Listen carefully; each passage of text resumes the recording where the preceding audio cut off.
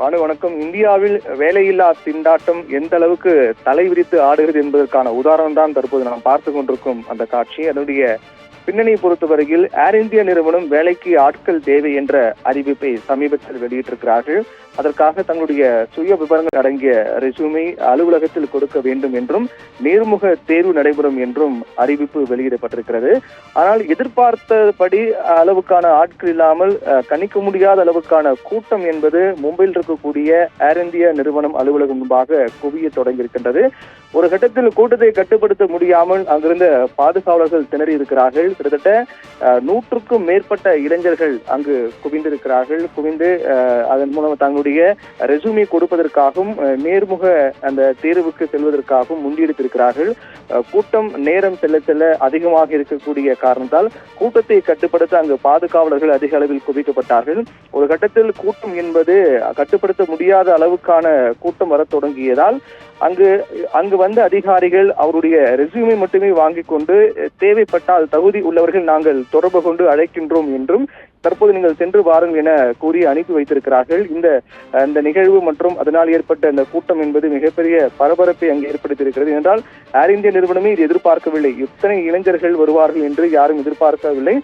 அப்படி என்றால் அதற்கு ஏற்ற வகையிலான ஏற்பாடுகளாம் செய்திருப்பார்கள். ஆனால் இவ்வளவு இளைஞர்கள் வேலை இல்லாமல் இருக்கிறார்கள், இவர்கள் இந்த வேலை வாய்ப்பை தேடி வருவார்கள் என்று எதிர்பார்க்காத காரணத்தால் சாதாரண ஒரு அறிவிப்பு மட்டும்தான் வெளியிட்டார்கள். ஆனால் எதிர்பார்ப்புக்கு மாறாக கூட்டம் என்பது கட்டுக்கடங்காமல் போயிருக்கின்றது.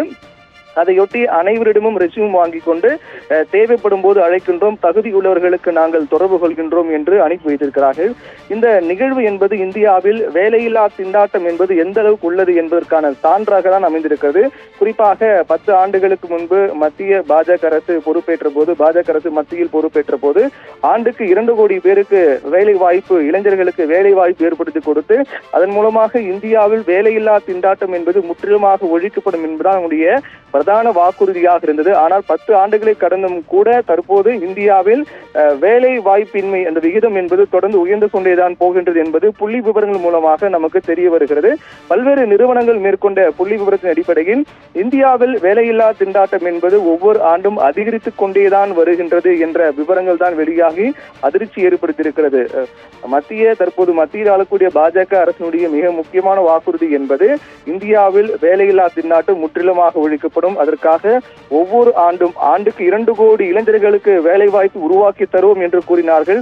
ஆனால் தற்போது நாம் அந்த மும்பையில் ஏர் இந்தியா நிறுவனத்திற்கு முன்பாக குவிந்த இளைஞர்கள் கூட்டத்தை பார்க்கும் போது இதில் எத்தனை இளைஞர்கள் வேலையில்லாமல் திண்டாடி கொண்டிருக்கிறார்கள் என்பதுதான் நமக்கு தெரிய வந்திருக்கிறது. புள்ளி விவரங்கள் மூலமாக ஏற்கனவே நமக்கு தெரிய வந்தது. புள்ளி விவரங்கள் மூலமாக இந்தியாவில் வேலை வாய்ப்பு என்பது அதிகரித்துக் கொண்டே போகிறது என்பது புள்ளி விவரங்கள் மூலமாக தெரிய வந்தது. ஆனால் அதை காட்சியாக பார்க்கும் போதுதான் மிகப்பெரிய அதிர்ச்சியாக இருக்கிறது. குறிப்பாக இந்த ஏர் இந்தியா நிறுவனத்தை பொறுத்தவரையில் 2021 அது டாடா குழுமத்திற்கு இந்தியா மத்திய அரசு அதை டாடா குழுமத்திற்கு மீண்டும் விட்டார்கள். இந்நிலையில் இந்த ஏர் இந்தியா நிறுவனம் தற்போது தனியார் நிறுவனமாக தான் இருக்கக்கூடிய சூழ்நிலையில் வேலை வாய்ப்புக்காக இத்தனை இளைஞர்கள் முண்டியடித்துக் கொண்டிருக்கின்ற காட்சி இந்தியாவில் வேலையில்லா திண்டாட்டம் என்பது எந்த அளவுக்கு உள்ளது என்பதற்கு சான்றாக உள்ளது. பானு.